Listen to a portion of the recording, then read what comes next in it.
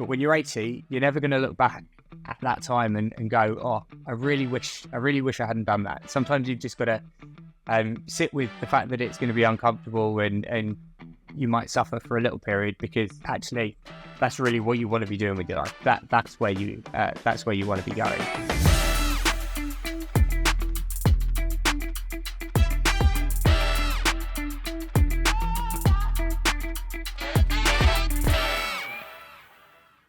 Hello, everyone. Welcome to the podcast today. We have Ben Beavers. He's the creator of SmartyPlants. He's raised over $65,000 already in the last 2 days with over 568 backers. Outside of SmartyPlants, as a new venture, Ben is also a ultramarathoner, and he's previously a management consultant for companies like Bentley Motors.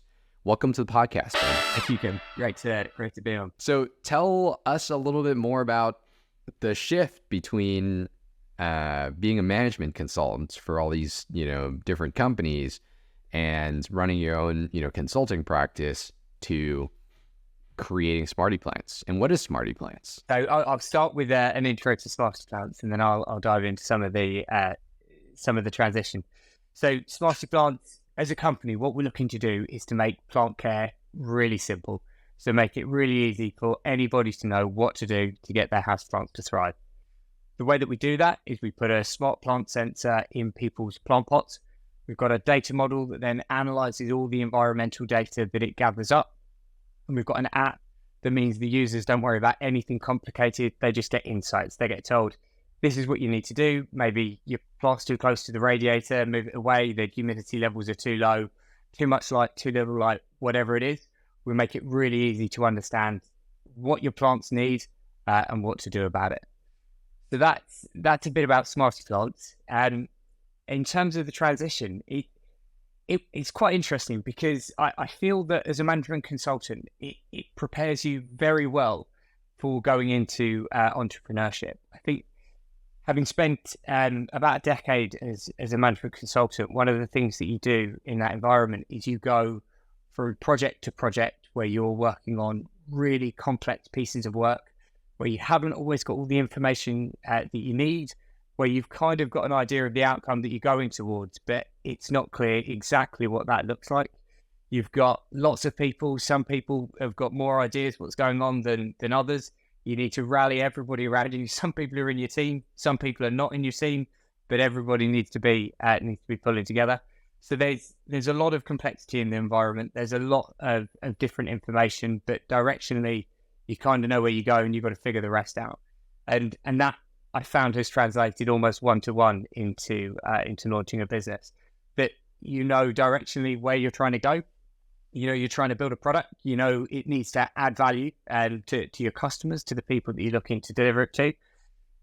The rest of it, you're kind of figuring out as you go along, and you can lean on different skills that you've got, but really you've got to build a community of experts around you so that you can go to those people, you can get them to lean in to help, and you need to invite people to come on the journey with you, so that you've got all of the skills that you need to be able to go and deliver what you're trying to do at the end of it. Oh, that's great. So how do you transition from management consulting into deciding to stop that and work full time on the product? That's kind of wild, right? Because management consulting is very sought after. It's very cushy, right? Stable. What was the thought process behind that, Ben? It's loads of different things. There were loads and loads of things that sort of fed into this. As you'd imagine, it wasn't a really sort of clean, simple, this is it, I'm off. I really enjoyed being a management consultant.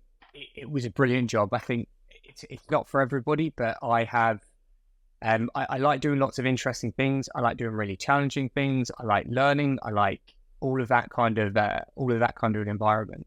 And consulting gave me that for a really long period of time. But I just had a feeling that I kind of really wanted to leave, wanted to start my own business, wanted to see if I could build something from the ground up. So having worked as a consultant for a really long time, I started falling out of love with it. and it was a shame because the work was some of the most interesting work that I'd done professionally, but my love for the job just wasn't what it was. I ended up listening to a podcast with Sam Altman, and this was Sam Altman 10 years ago when he was running Y Combinator before he obviously left and started OpenAI. But he spoke about how in Silicon Valley people wanted to build rockets. That everybody wants to start a company to build rockets, but nobody builds rockets. Everybody goes and says, "I'm going to do this thing, and I'll do this. I'll make £100 million, and I'll have enough money, or $100 million, then I'll have enough money to start a company that can build rockets, and then I can build rockets because that's what I really want to do." And he was sort of saying that the challenge that you've got is that what factors into this is risk and the perception of risk, and there's different ways of looking at risk. So you can look at risk from a chronic perspective, and you can look at it from a catastrophic perspective.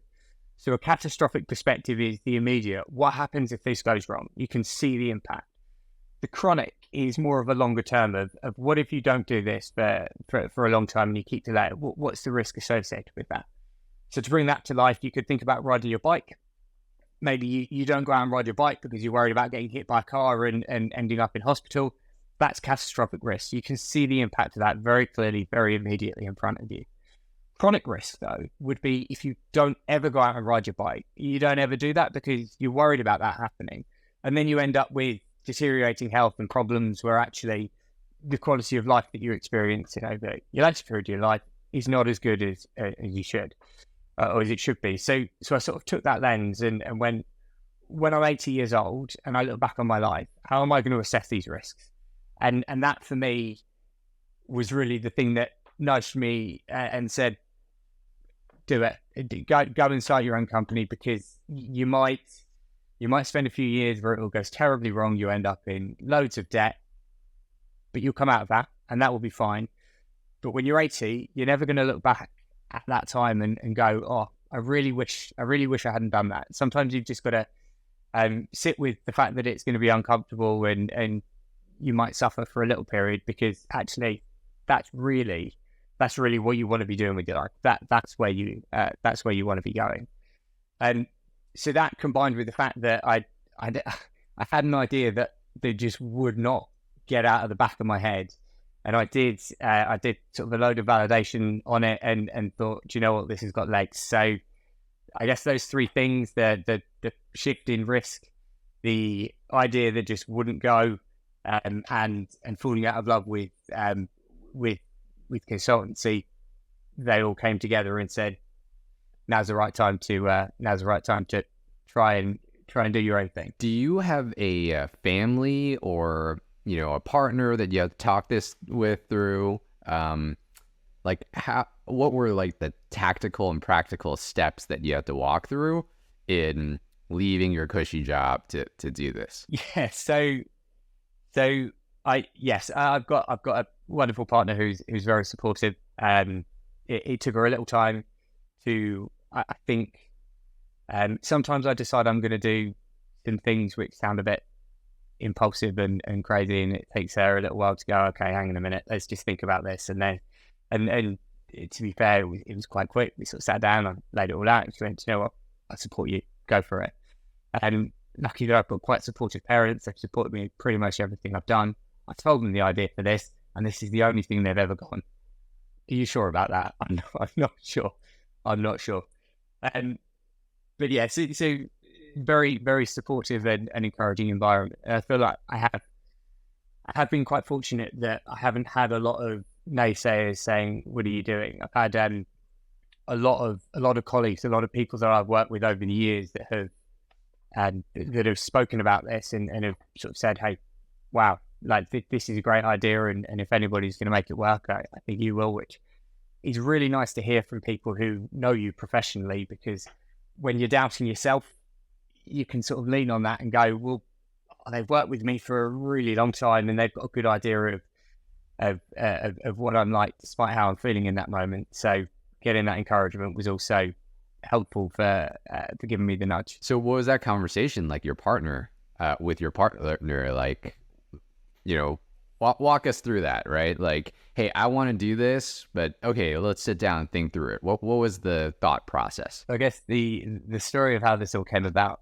So my we were redecorating one of the rooms in our house, and my partner was saying she wanted to have a bit more greenery. She wanted more plants, but she was terrified about looking after the plants. She was worried what would happen. She sort of said that every plant I've ever owned has died, with the exception of one cactus, which has been with her for about 7 years and several house moves. But she was really worried. She was really like she wanted to have the greenery. She wanted to have sort of house plants to bring it to life, but just did not have the confidence to think she could look after them. I've got way back when I did a degree in biology, which hasn't done me much good professionally up until very recently. But I sort of thought back and plants, they can be tricky, but it's not incredibly complex, the things that they need. You can measure those things. So with her saying that, I went away and thought, you know what, I'm sure you could build something to measure all of those different things. And I like getting stuck in, so I kind of learned how to solder various things together. Got some sensors off of Amazon and wrote the firmware for Raspberry Pico and got it to spit up to this dashboard online and sort of went, you can do it. That you can. It's possible. So we built that little sensor.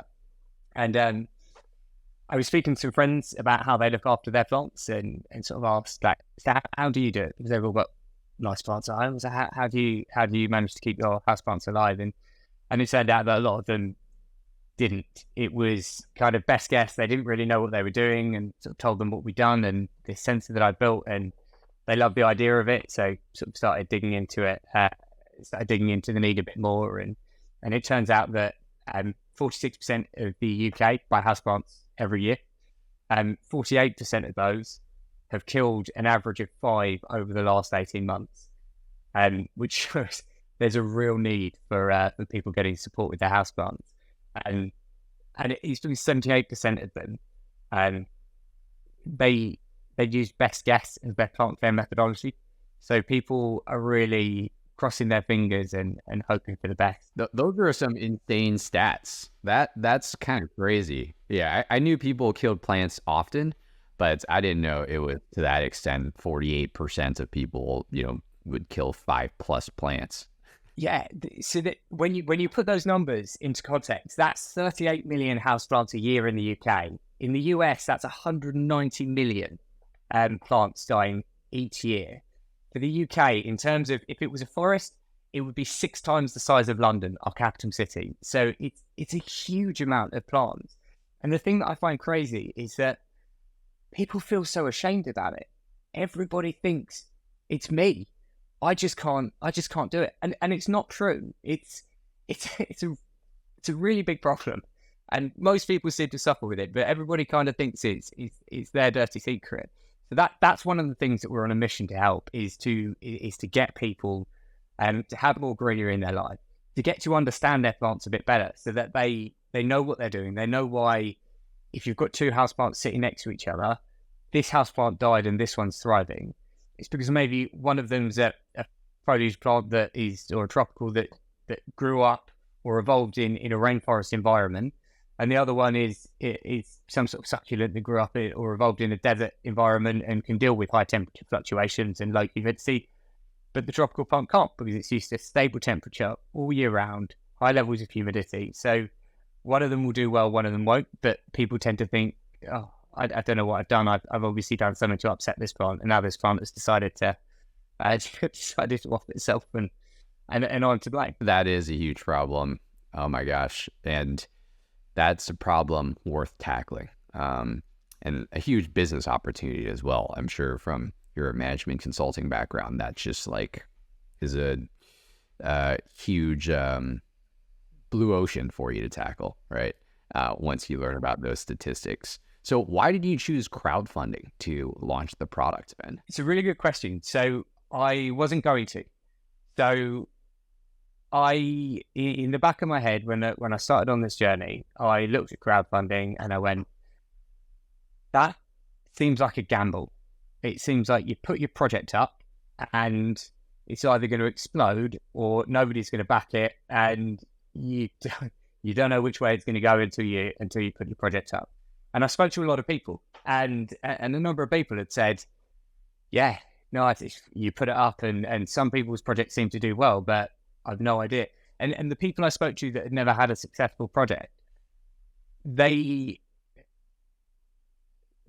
so the people that had never had a successful project, had never worked with an agency, they did think it was a gamble. You put the project up and it works or it doesn't work.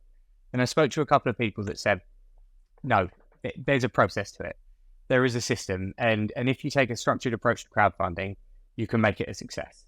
So having heard that and being advised by everybody that I'd spoken to who'd done well or knew somebody who did well in crowdfunding, everybody was saying the same thing. If you're going to launch a Kickstarter, make sure you use an agency. Make sure that you get the advice. Make sure you get the support on your journey. Don't try and go it alone, because it's not necessarily incredibly complex, but there's a lot of things that you just want to make sure you do, and you want to make sure you do them properly, just to give yourself the best chance of success. So, having done that, I went, okay, I'll find an agency. So I looked into quite a lot of agencies, spoke to quite a few, but ultimately the Launch Boom approach, I think, resonated most strongly with me. The reason with that, I think you have got a differentiated approach, but I think a lot of agencies take a not wildly dissimilar approach to it. The reason that the Launch Boom stood out was the fact that I was doing the work. The value of that for me was that my project wasn't going off into a black box where it came away and it was either a success or it wasn't a success. But either way, I didn't have the skills that had been developed over the time it took to go to market. I didn't necessarily have the email list. I didn't have the Facebook pixel trained to understand. I hadn't tested messaging myself, so I didn't know what had been tested and didn't work, and what had been tested and really stood out. So because I'm launching a business, not just a Kickstarter, for me, it was really important to be able to build and develop those skills, because that's something that I'm relying on now, but I'm going to continue to rely on as I grow the business. Having been a consultant for leadership in many companies, I mean, LaunchBoom is sort of a consulting company for leaders in smaller companies, right?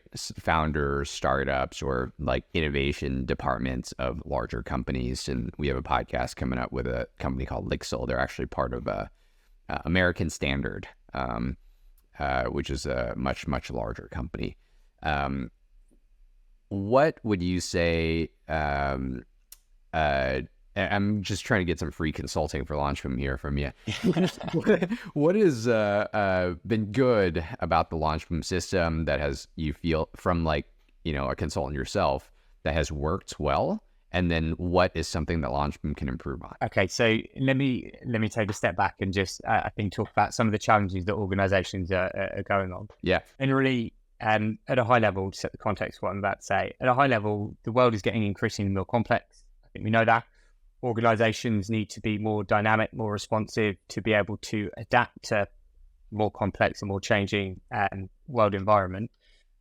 That means they need to look at their systems, their processes, everything internally to make sure that they are set up in a way that allows the organization to be able to sense opportunities or sense threats and to be able to respond to them really quickly. So that means you can't rely on the leadership right at the top of the organization knowing absolutely everything. You've got to have the processes, systems baked into the organization to allow you to do that, which is great, but it doesn't work as easily as that.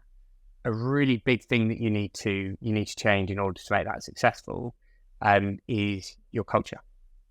So as part of a cultural change, you need to build a culture of empowerment.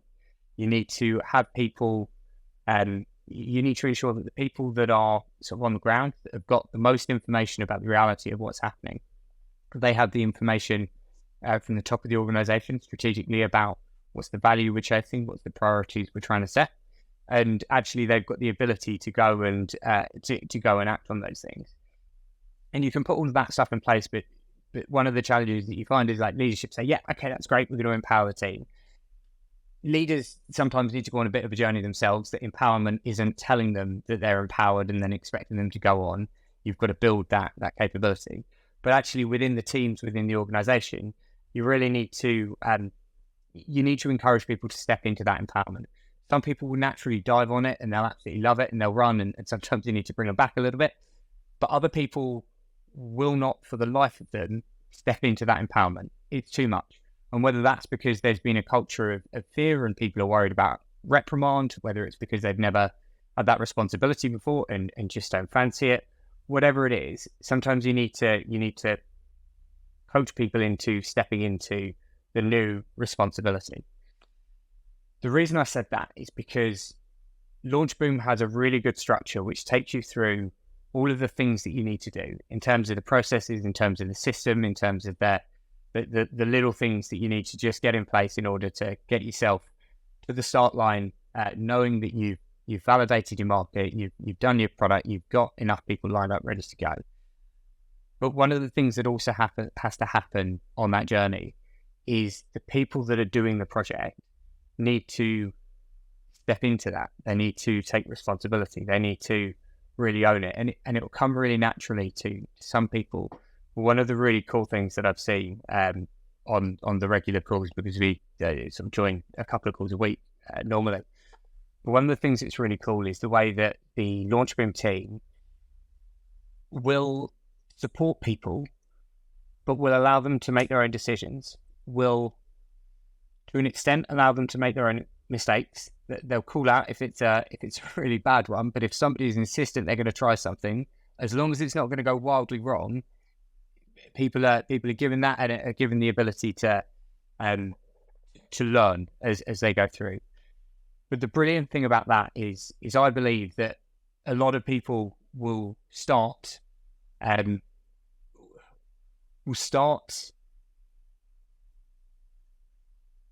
think people will go on a journey themselves personally, and I think they will not just learn the tools and the systems they need to put in place, but actually go on a bit of a personal journey to really build the confidence and build the understanding of actually there's a lot of things that are uncertain, and that's okay. That's just the way it feels, because you've got lots of people on the calls as well. You listen to other people, you hear about other people's journeys. So when you're on there, it's an incredible place to be, because there's always people who are 2 steps behind you and 2 steps in front of you. You've always got somebody that you can look at and see what they're doing, going, oh, right, I'm doing that in a month's time. What can I learn from them?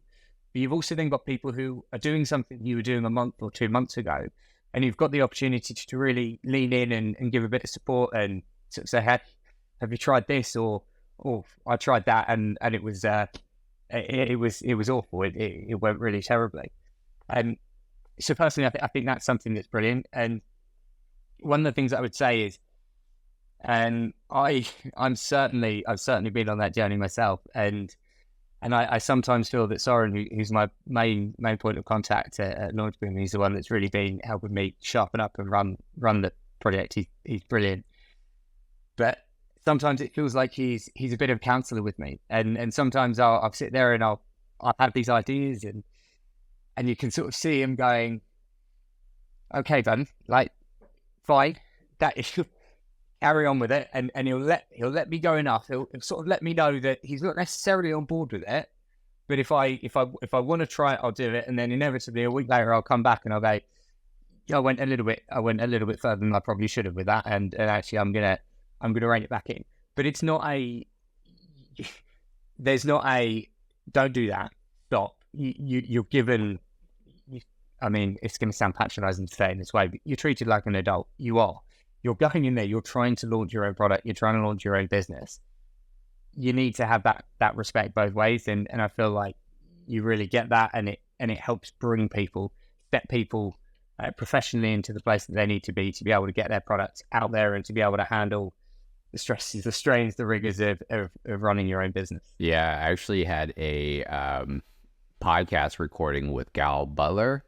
He's a 17-year-old founder. I don't know if you listened to that episode, but I think his dad put it this way, like it's some of the best business training that he feels like his son could have gone through, right? What you mentioned really reminds me of that. And then, that's really cool and empowering actually to hear that from you. I'm sure you had to do a little bit of that yourself as a consultant as well, right? Because you can only tell someone something that, hey, this is probably not going to work so many times. They have to sometimes figure it out themselves. But our goal as consultants is to put the guardrails on there, right? And not let us waste too much time or energy. And I mean, once in a while, one of those things, work really well too. And we learn from that, and we're able to disseminate that across the entire organization to our other clients. So but what a guy. Wow. Yeah, I've listened to the podcast. Incredible. 17 and going out and doing that stuff. I'm very excited to see where he goes and what he does. But yeah, completely. I think the thing that's really powerful is the bringing people back to value and purpose. So what are you trying to achieve, and why are you doing that? You sort of set the direction, and it's very easy. It's very easy to get lost in the weeds, particularly if you're a small team. It's very, very easy to get focused on like the details of what's happening and lose sight of what you're trying to do. So I think the team are very good at just gently nudging you back up and saying, right, okay, you're looking a little bit low. Think a bit higher level, and then carry on, so you don't get caught in all those little traps that you can burn a lot of time doing, but they don't add a huge amount of value. I mean, that's when I launched my first couple campaigns, first one actually, what I did was I read everything from page 1 to page 10 of Google, and then I wrote down anything that came up more than once, right? And I went ahead and I did them all. Just because as a founder, first-time founder, the products, this company is your baby. You want to do everything within your power to make sure it's successful, right? But I can speak from experience, and I'm sure you can as well, that it is definitely not the most effective or efficient way to launch a business or a product, because 95% of those things that I did that I read on Google didn't generate any results, or minimal, like barely measurable results, right? But it's really the 5% that really generated 95% of the results. So I think, we've gone through those trials and errors over the last 10, 11 years of launching crowdfunding campaigns, and we're able to document those things, right, into a system that is pretty proven, and say, okay, these are the 5% of things that you should really focus on.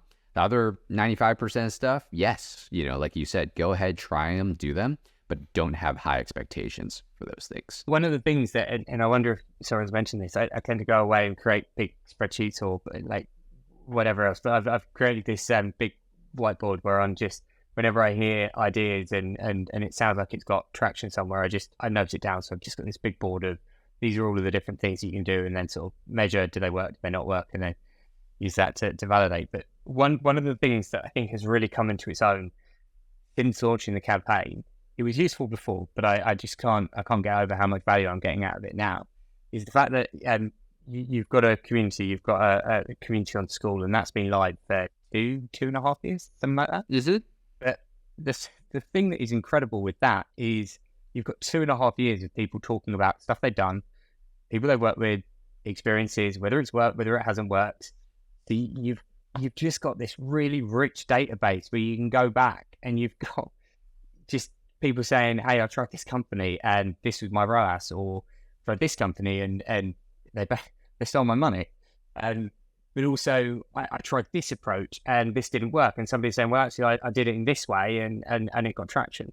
So it's really, it's amazing that you can almost look back and you can learn from not just the Launchroom team who've got huge amounts of experience, but actually you can learn from the lessons of all of these other first, second, third time crowdfunders almost in real time, because they update it, they talk about it as it's happening. So you can go back and you can follow their journeys, and you can learn all of the different things. And you almost get invested in, like you see the campaign, you recognize it because you go, wow, that was a huge campaign a few years ago. That's amazing.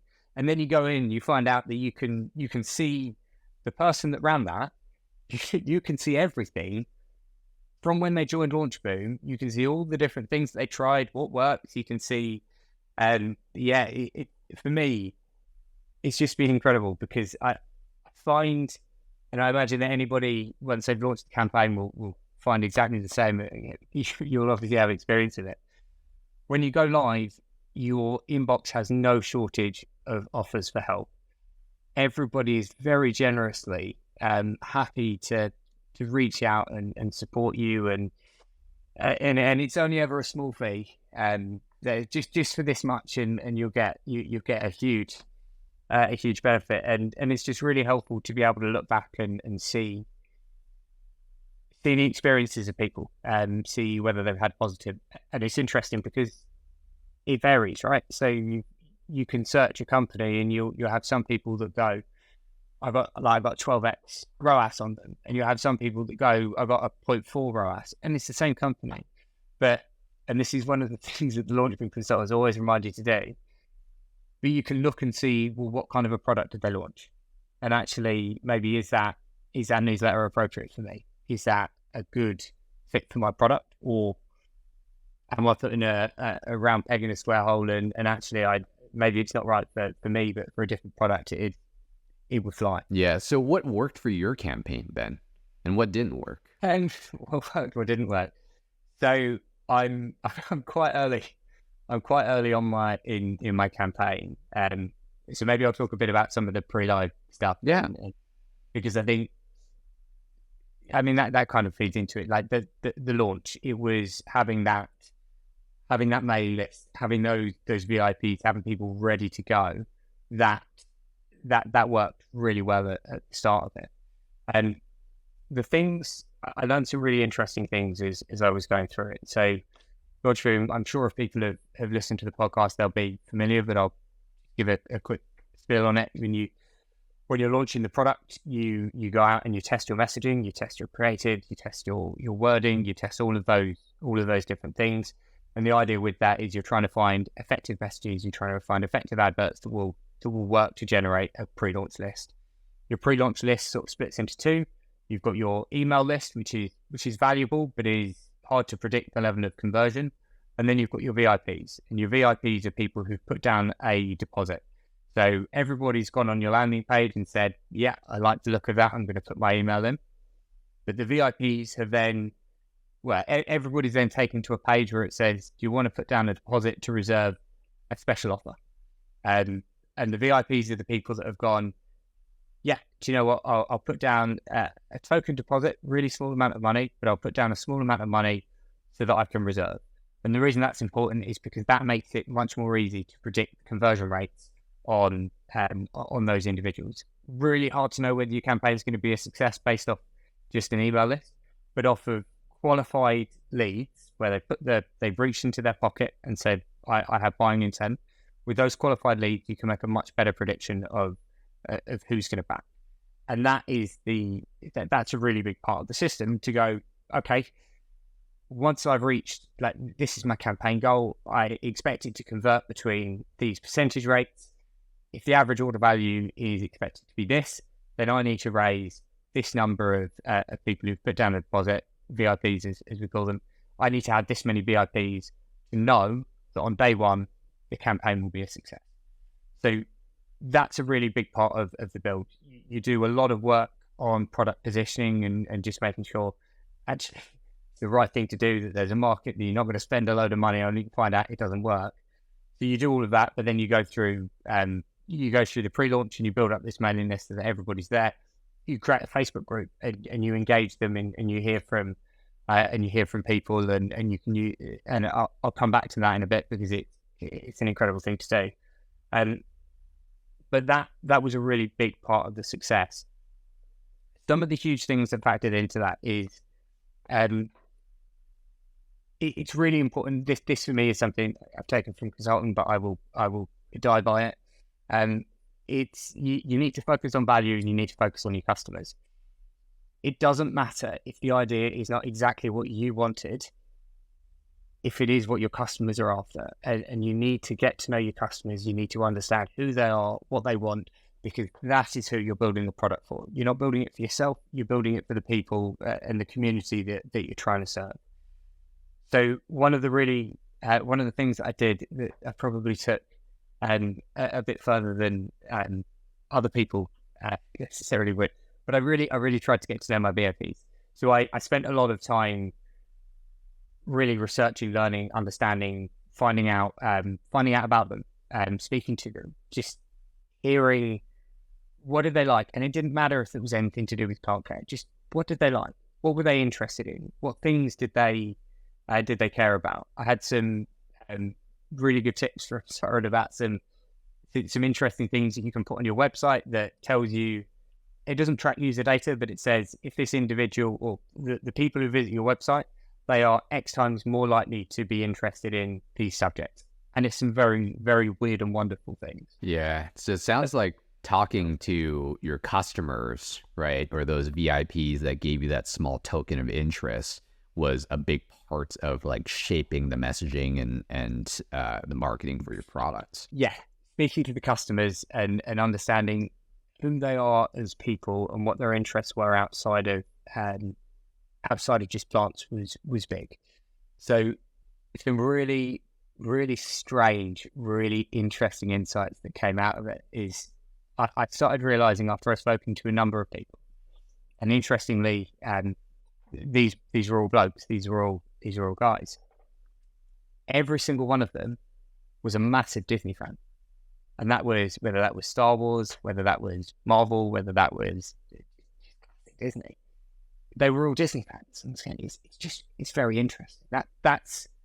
It's strange. Like, it's not strange. Let me clarify. It's not strange to like Disney. It was a very interesting coincidence that everybody that I was speaking to about a plant care product, all of them had an affinity with Disney. But it says that in the data, so I started testing it, and I built an audience that had nothing in there about plants, but targeted tech early adopters that like Disney. And that, for probably 2/3 of my pre-launch, was my highest performing audience. Wow. Incredible. And it was overtaken by tabletop games, which again kept coming up. So I thought I'll do an audience that looks at that, and tabletop games came out as a top performer. I thought it's really interesting because you can target plants, and that's easy, that's obvious, and those audiences did do really well. But by having that deeper understanding, you really get to know your customers a bit better. You can sort of see, and you infer things from it. So for me, I thought Disney, why Disney? And this is my hypothesis. This is not, I've not got, I can't say for certain this is what it is. But I sort of came to the conclusion with Disney that my assumption is that people who like Disney are probably people who are very kind, who are caring, who maybe enjoy being at home, enjoy spending time sort of around their families, spending time around just spending time in their own environment. And so of course they care about plants. It makes sense. If you want to if you want to enjoy your home environment, and if you are a really kind, caring person, it's a really logical connection with no data to back it up. But it's a really logical jump to say it would make sense that you would care about plants, and you would really care about those plants doing well. So that I think is possibly why it was such a good fit for it. But really, really interesting coincidence. I'm so glad you shared that, Ben. I mean, that's so wild. And I feel like that is a theme that we found pretty consistently across clients that actually do their testing and optimization, right? To really come up with the full set of hypotheses to go in and test. There's always an audience or some unique selling point or some product positioning that take off for some odd reason that we don't have that much data to back up. But there's a Disney audience that all of a sudden performs incredibly well for a plant products, and we just follow the data there. But unless you spent the time, the months leading up to the launch with small budgets to test that, you would have never discovered that, right? So that's really, really interesting. And I'm so glad I asked that question.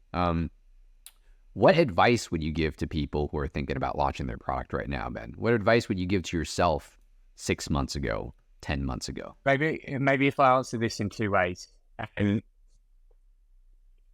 If I answer it in a this is the way that you're approaching the product, and then in a this is the journey that you're embarking on a personal level. So I think in terms of the product, remember who you're building it for. You're building it for your customers. Find them, talk to them, take feedback, beg them to give you feedback. I have had a lot of conversations with friends, with people that I barely know, saying to them, I really appreciate you saying that you think this is a really wonderful idea, but I can't make a better product with that's a wonderful idea. I need to hear what you don't like, what works, what doesn't work. And that doesn't mean that I'm necessarily going to address that, but I need to know what do people think? Because if it's just you, it's just you. And maybe that's not something that we do.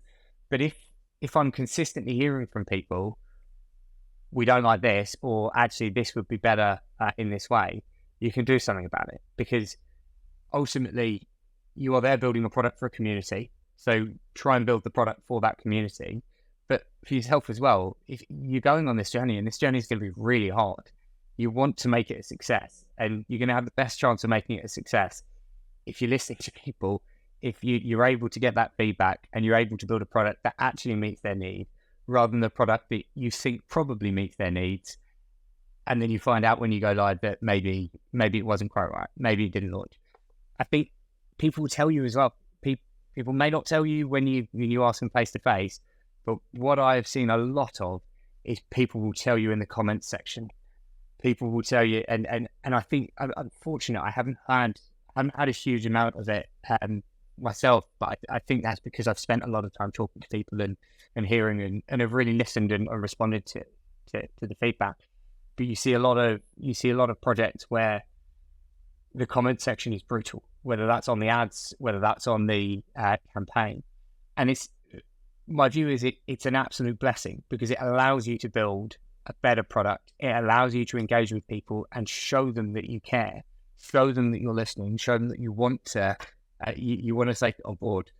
But better to address that in the comment section on your ads in the pre-launch, rather than scramble and try and address it in the comment section on your live Kickstarter campaign when there's only so much you can do. That's such a positive mindset, especially for a lack of a better word, the naysayers out there, right? There's a lot of people that's are armchair experts, right? They've never built or launched their own products, but maybe they have some domain expertise in plants, right, or something like that. And they will come in and spiel all their expertise on you. And it's up to, that's the job of the founder, of the product creator, right? To filter through all the noise and get to the core of, okay, can I use that piece of feedback no matter how emotionally challenging it is, right? Can I filter through the noise, get to that piece of feedback and make my business, make my messaging better?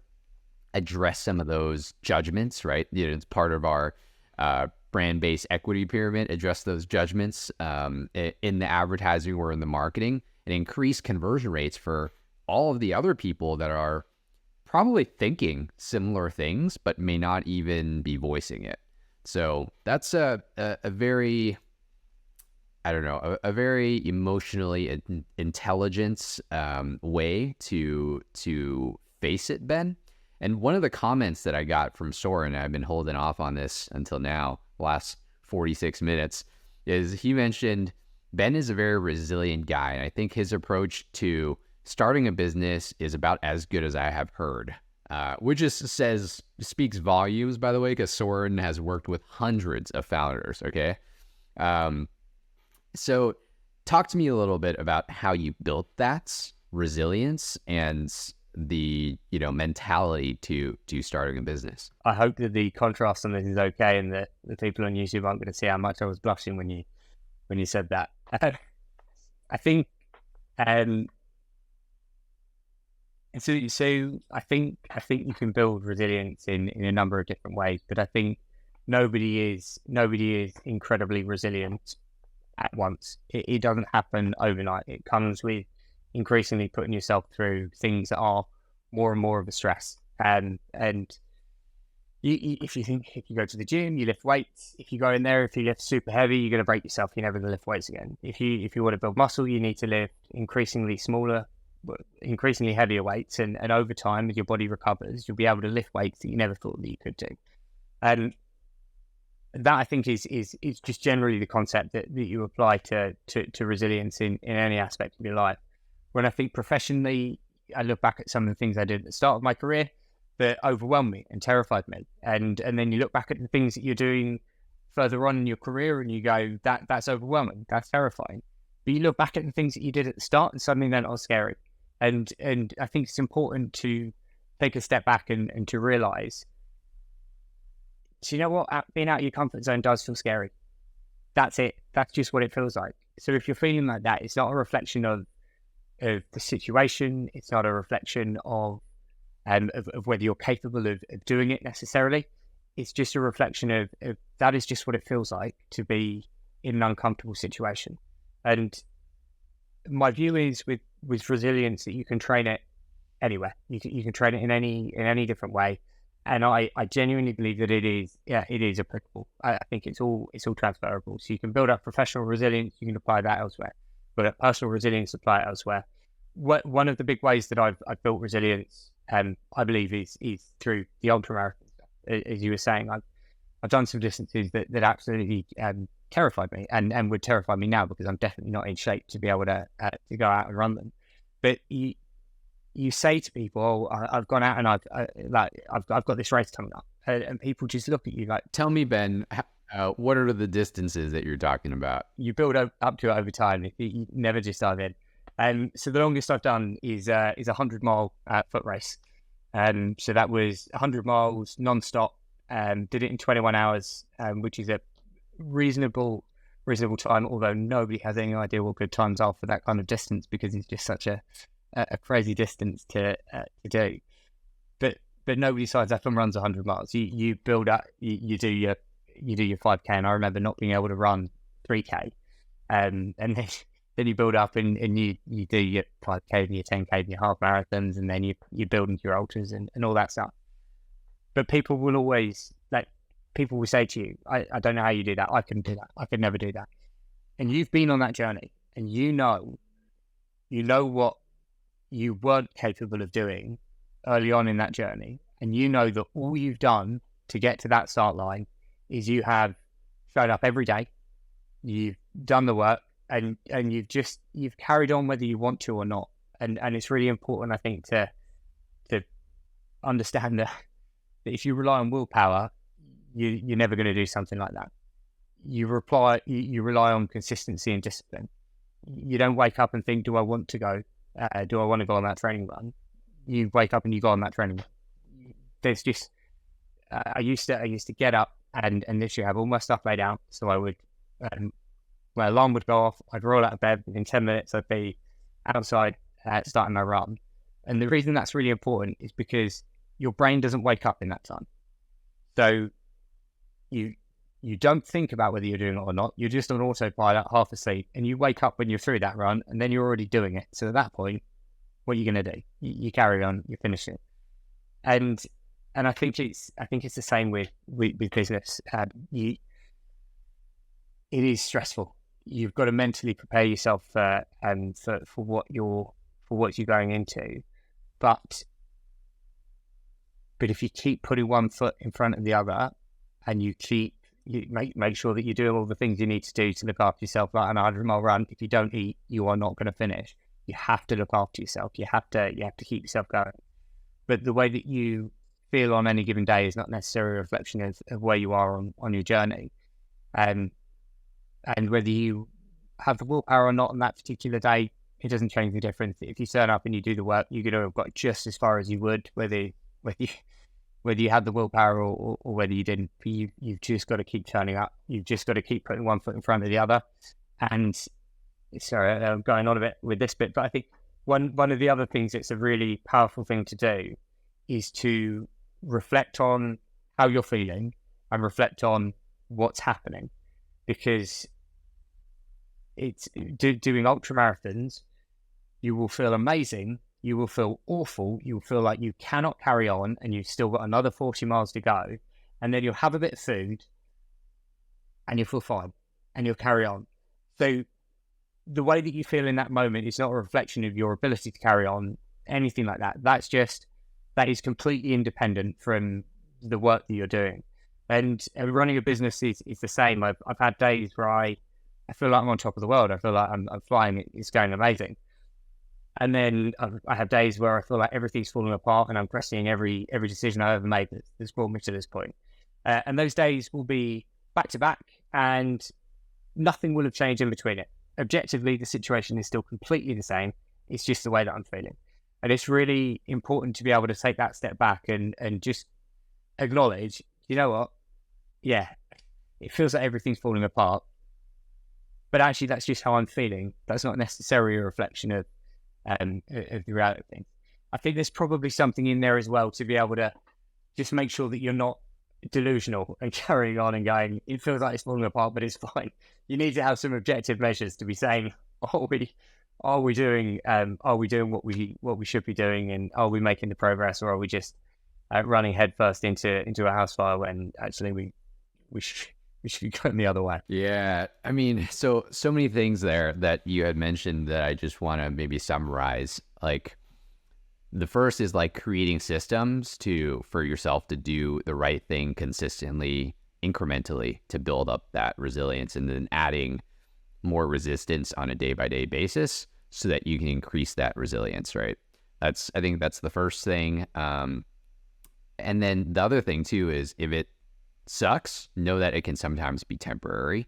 Obviously, assess reality, right? So, I mean, it's pretty consistent with what you were saying, Ben. It's assess the situation and know that it's not necessarily the same as the way that you feel, but you have to be objective in assessing the situation as well, right? And being able to address that no matter how you feel. And then the third thing too is like, I mean, you mentioned the resistance that you faced at work, in the earlier days of your career, and that helped you build resilience in work. But what I also heard you say was like building resilience in physical things actually carries over to work, non-physical things as well, right? And it reminds me of a quote from Miyamoto Musashi, the Book of Five Rings.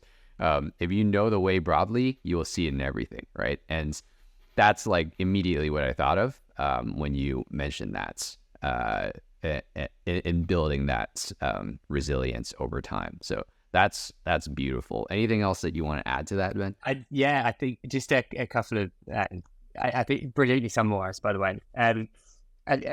Maybe if I say why I started doing ultra marathons, I had in mind that I wanted to do an Ironman, and I listened to this podcast and I wish I could remember which one it was, but somebody said, if you want to make the marathon at the end of the Ironman not be intimidating for you, run 100 miles, because then a marathon doesn't seem as bad. And that for me is part of the reason that I started going on that journey. And I think the philosophy that sits behind that is, you want to do hard things, because at times hard things will be done to you. And if you know you can do hard things, that when it inevitably happens, you can deal with it. But if you don't make yourself do hard things, then when hard things happen to you, it's new, it's terrifying, it's scary, and it's really hard to carry on.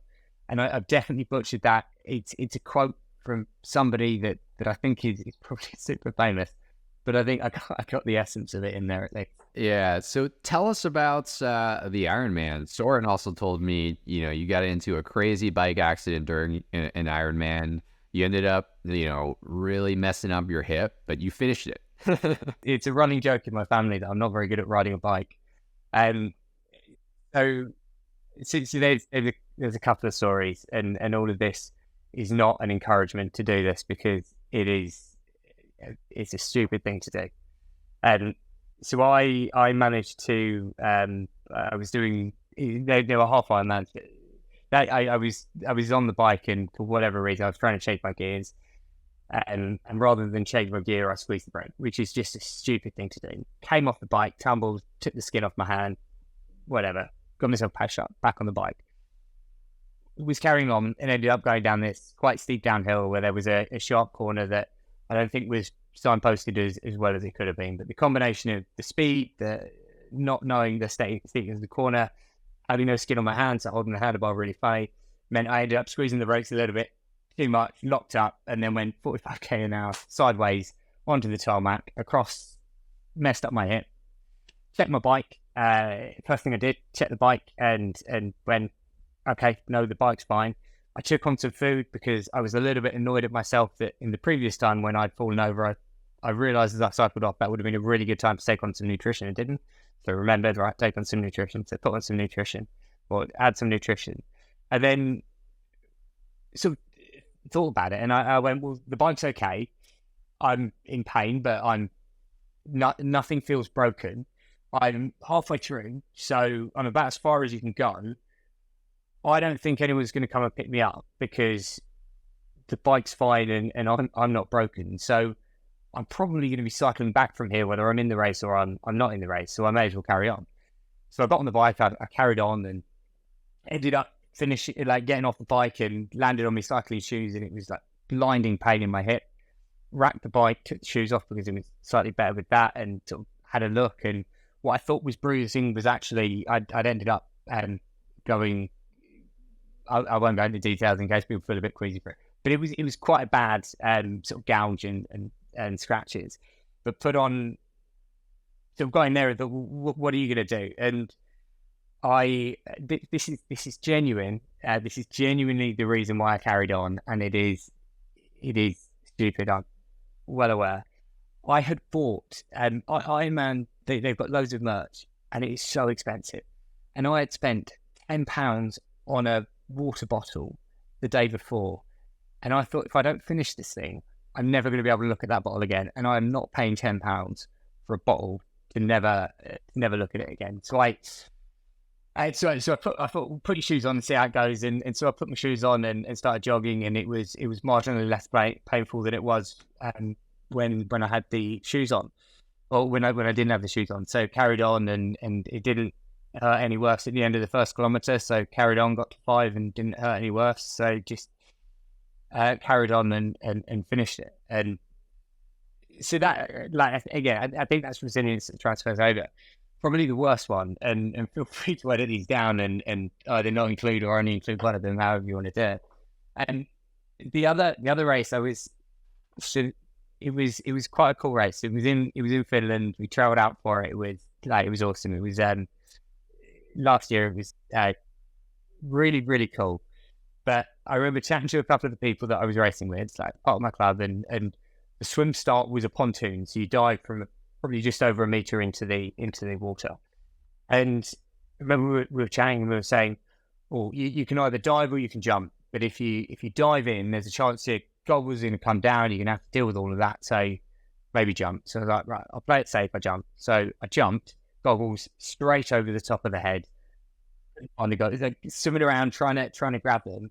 Heard a beat, and every 10 seconds you've got waves of 10 blokes jumping over the top. So I heard a beat and went, right, I've got to get out of the way. So swam over. They landed in, swam off, swam back, tried to find it, couldn't find it. So then ended up swimming, getting out of the water and saying, right, has anybody got any spare goggles? And somebody's partner had obviously not used both their pairs of goggles, so they gave it to us. So right, okay. Dived in, goggles straight down, but because I dived, they at least went around my neck, which would have been good to have known the first time. Carried on and thought, right, okay, well, at least we've got the bad luck out of the way. I can just settle into this. So finished the swim, got on the bike, was set off on the bike, and was probably going I was going probably a bit too quick, and the roundabouts in Finland are sharper than I'm used to in the UK. So I ended up coming into the roundabout, realised pretty swiftly that I wasn't going to make the turn, to squeeze the brake, but also had in the back of my head, don't lock the brakes because you know what happens. So squeezed the brakes, felt my back wheel lift, and as I felt my back wheel lift, I went, do you know what? You're in trouble here. This is not going to end well.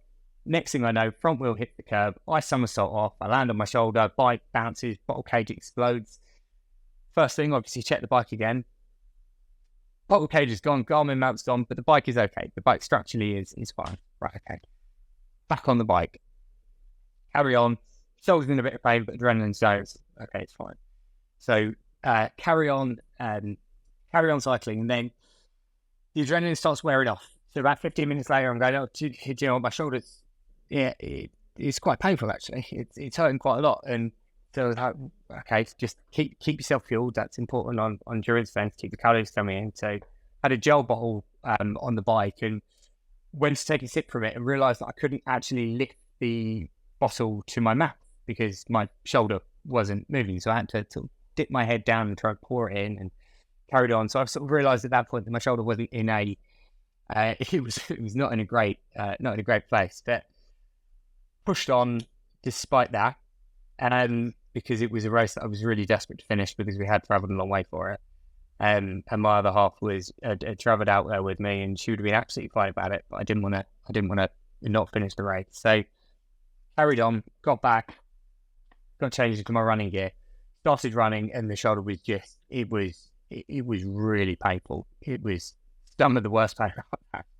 So I started jogging and realised that if I grabbed my tri-suit sort of on the chest as if it was in a sling, then that was kind of holding my arm in place. So it didn't balance and it didn't hurt as much. So did that and started running. And as I was doing that, because my gait was a little bit funny, because I was running a bit weirdly because my arms weren't where they were supposed to be, I ended up then getting a bit of rubbing in my shoe, which turned into a bit of a blessing because it distracted me from the pain in my shoulder. I could focus on the fact my feet were hurting. And so carried on, ended up finishing it and realised afterwards that I'd managed to rub through and bleed all the way out down the side of both of my shoes. So lovely little souvenir and memory for that race. And got to the end of it and got over the line. I don't speak Finnish. And the poor lady who picked me up and was there sort of helping and trying to guide you out. And I don't think her English was amazing, and she certainly didn't understand. I think I've broken my shoulder because she heard that as, you've got a dislocated shoulder. And they go, I don't think this is dislocated, and I really don't want someone trying to pop this back in. She hands me over to a paramedic saying, he's got a dislocated shoulder. No. I don't think I've got a dislocated shoulder. Let me just go through, have the med team. They checked it out and they were like, no, that's not a dislocated shoulder, and ended up sort of coming back. And it turned out that I'd managed to fracture my collarbone and pull a load of the ligaments away from where the collarbone attaches to the shoulder. So I ended up with a lot of rehabilitation from that. I guess to tie it back to something that's useful for the podcast, I think you can train resilience in anything. It doesn't mean you should always train resilience. Sometimes you should stop and think, is it a stupid idea to carry on? And objectively, in both of those cases, yes, it definitely was. But I do think that the things that you train in business, in life, the things that you train in sport, in whatever you're doing, if you just consistently nudge yourself to do something a little bit more difficult, and you make sure you're putting habits in place so that you do those things whether you feel like it or not, you'll end up going off and doing things that other people will look at and will go, I don't know how you managed to do that. And you'll know. All you do is just you turn up every day and you do a little bit of work, and that takes you a long way. But I think for anybody who's thinking of starting a business, think about that. When you see people and you go, I don't know how they're doing that. Well, the answer is they were in a position that you were in at one point, and they just kept doing things that were slightly more uncomfortable, and then they ended up in this position that you have no idea how they're doing. But if you've done that, then people are going to look at you and think exactly the same way. And it's just, it's just really hard to recognize. I think when you're in that position, unless you take time to step back and think about it. Oh my gosh, that's so good, Ben. I'm definitely leaving all of that in. That's so good. I mean, that also reminds me of, you know, some of David Goggins' work and his books. Those two memories are going to be in your cookie. You know, he has this like concept or term, you know, called the cookie jar, right? Whenever you run into something hard, well, you can dip into your cookie jar, take out one of those cookies, which is one of the experiences, and say, hey, you know, I've done this before, or I've done, you know, I've gone through something way harder than that, right? Finish a Iron Man with a broken shoulder or collarbone. That is wonderful, Ben. Well, I want to be respectful of your time. You're in the UK. It's getting a little bit later in your evening. Before we wrap up here, is there anything else that you want to leave the audience with? Well, definitely share where people can find. So this is probably going to be published in 30 days or so. So definitely share where people are going to be able to find your product, SmartyPlants, and be able to connect with you. But anything else that you want to leave with the audience, please let us know. Yeah, I think, so in terms of where to find me, we'll almost certainly be on Kickstarter Late Pledges. So you'll be able to find us there if the product sounds interesting, and we haven't spoken much about it, but if it sounds interesting, then check it out. You can find me on LinkedIn, Ben Beavers, if you want to reach out to me directly. Instagram, SmartyPlants.ai. What do you want to leave with the audience? The other thing that I would say is that if you are passionate about plant care, if you are passionate about introducing people to nature and to helping people to learn more about it, or you want to learn more about it yourself, then please join us. Follow us on Instagram.